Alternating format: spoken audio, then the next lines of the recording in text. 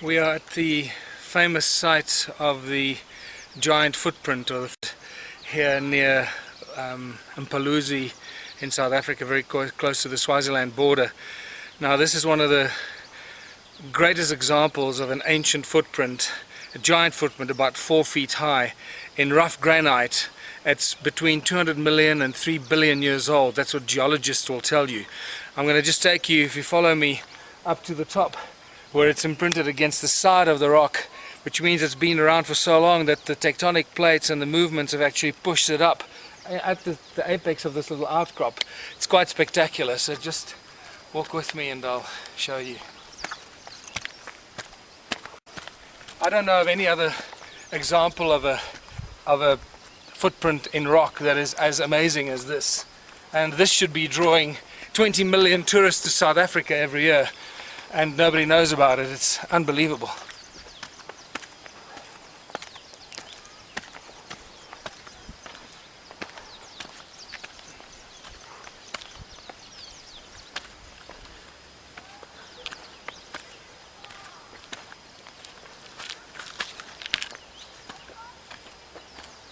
And there we have it. Let's get closer.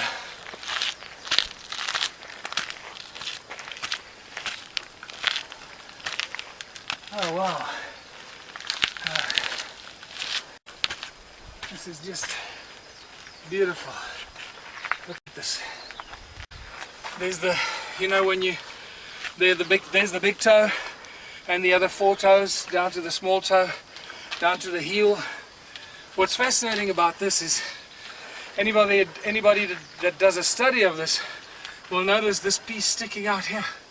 It's like when you put your foot in mud and you pull it out, your toes will lift up a little mud where your toes were, and that's exactly what seems to have happened here. This rough granite is just, it's pulled up this overhang here. It's spectacular, and I see that people have been visiting here because they've been leaving little coins here, which is wonderful. Maybe just come closer and show this from more close up.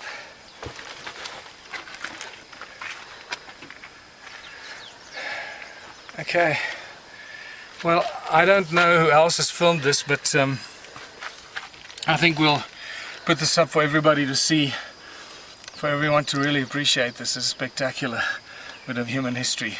There were giants on Earth.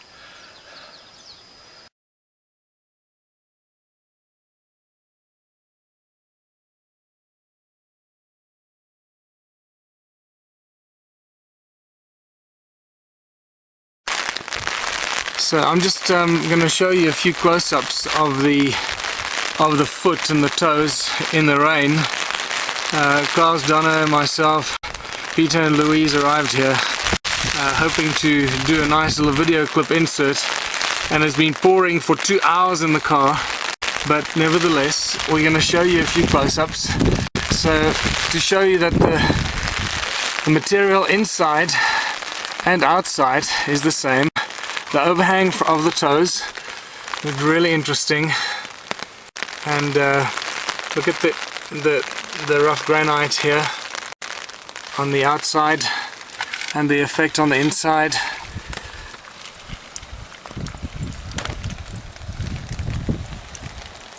That's the big toe. I pull back a bit, get an effect.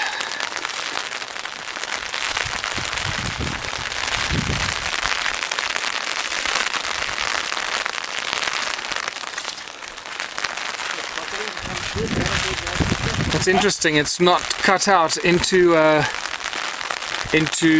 flat piece of rock. It's cut out in a very strange, for those that think this is a forged carving, it's certainly highly unlikely that somebody would carve it in such an unusual place.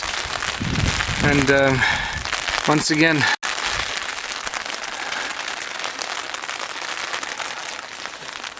inside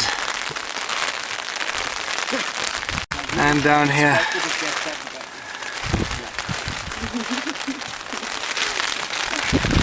So Mr. Donner What do you have to say about this?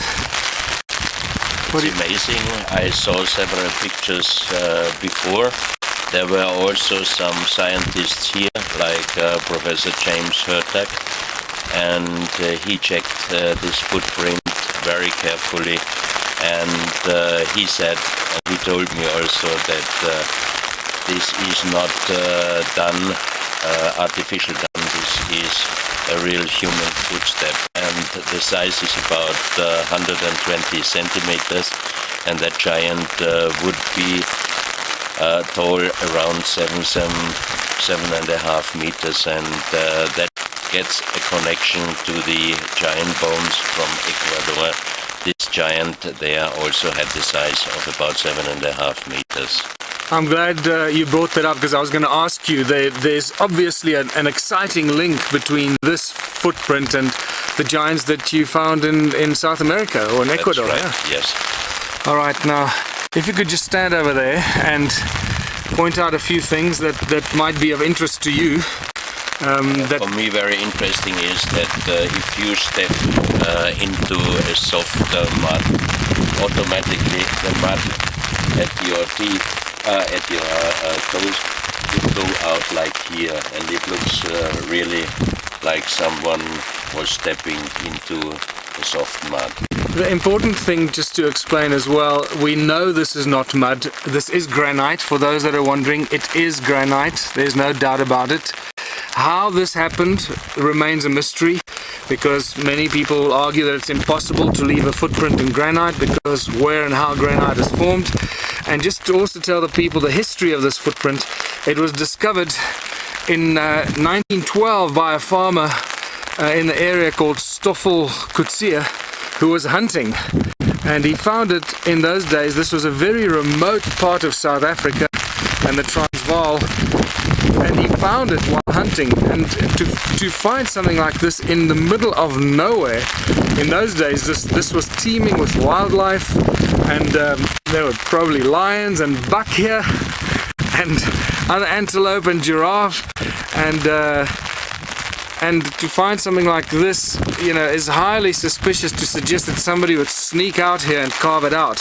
One would need to look at the erosion on the inside, matches the erosion on the outside. There obviously are certain discrepancies, but that's because of the compaction and the impact that the footprint would have had. But otherwise, there's no suggestion whatsoever that this was a fake or a carving, and we'll stick to that until somebody proves anything else. You should try to bring here some very good geologists also to check this, and if possible also a professional doctor checking also the footprint itself, because the only skeptical thing, I always have to be skeptical also, is that from here to here it's the difference here is too big. Usually it should be like that, and here this one, that's the only thing I have to be skeptic. So I think it would be very good to bring here also some geology. Yeah. Alright, so there you've got it. That's me in my raincoat, just to show you that there is a live person on the other side of the camera. And there's Louise hiding from the rain. Okay, my darling, you can come back under the umbrella. Okay, signing off from the giant footprint. And by the way, it's about a 45-degree climb up here. This is not a little hill. It's a very steep climb to get up here, for those of you that are calling me a fat, unfit little piglet from the previous video clip. Signing off.